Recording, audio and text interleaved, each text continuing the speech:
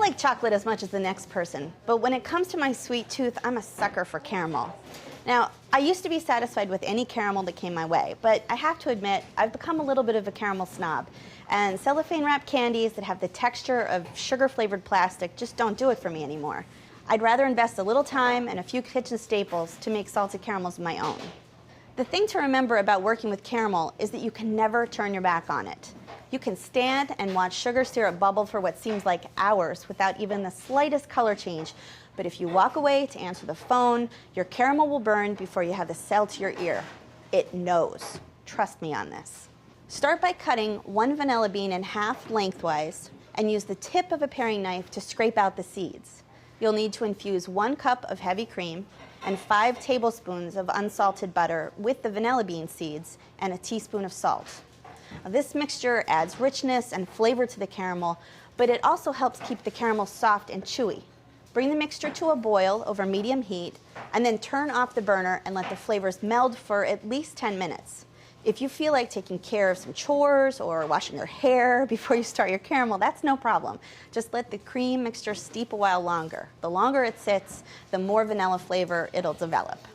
Since caramel is sticky by nature, it's a good idea to use a pan lined with parchment. I'm using an 8-inch square baking pan. I also spray the parchment with vegetable oil spray for added insurance so it doesn't get sticky. I suggest that you prepare the pan ahead of time because you sure won't have time to prepare it when you're holding a pan full of foaming hot caramel. I also recommend you use a large, high-sided saucepan to make the caramel. Now, you might think a smaller vessel would work, but the caramel's going to foam up when you add the cream mixture, and you really don't want a sweet version of Mount Vesuvius erupting all over your stovetop. Combine 1/4 cup of light corn syrup, 1/4 cup of water, and 1 1/3 cups of sugar in the saucepan. Since one of the dangers in making caramel is crystallization, I like to pour the sugar into the middle of the pan to prevent any granules from getting stuck on the pan sides. Now heat the mixture up over medium-high heat until the sugar dissolves, but don't stir it.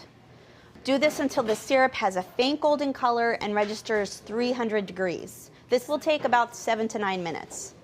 Then lower the heat to medium-low and gently swirl the pan periodically as you continue to cook the mixture for another 2 to 3 minutes. The lower heat here will give you more control and help guard against burning. Wait for the color to change to amber, and then when the mixture reaches 350 degrees, it's done. You can also watch the bubbles. Early on, they're very separate and boil vigorously, but over time, they'll become smaller and more delicate, almost foamy. Carefully remove your saucepan full of very hot caramel from the heat. Carefully stir in the cream mixture, watch it foam, and then breathe a sigh of relief that you listened to me and went with the high-sided saucepan. Now return the pan to the heat and cook the caramel until it reaches 248 degrees. Now that the cream has been added, it's not only safe, but it's also imperative to stir the caramel so that it doesn't burn. This step should only take about 5 minutes, so you really won't be stirring for very long.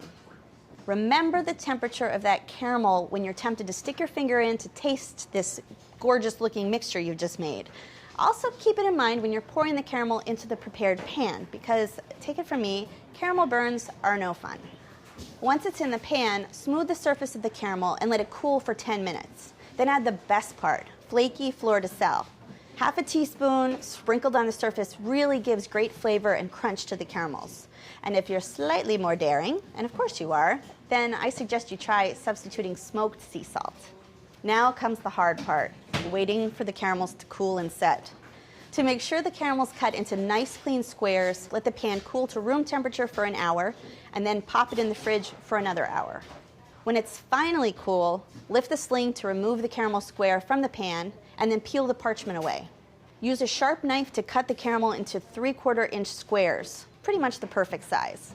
Since the caramels tend to stick together, it's really best to wrap them individually in pieces of waxed paper. But keep in mind that the caramels will get pretty soft if you leave them at room temperature, so it's really best to store them in the refrigerator. And that's it, homemade salted caramels. You can find this recipe and over 100 other recipes in the America's Test Kitchen DIY cookbook. There's everything in here from how to make sourdough pickles to bacon jam to making your own root beer, and it's really cool stuff. So if you're interested, please check it out.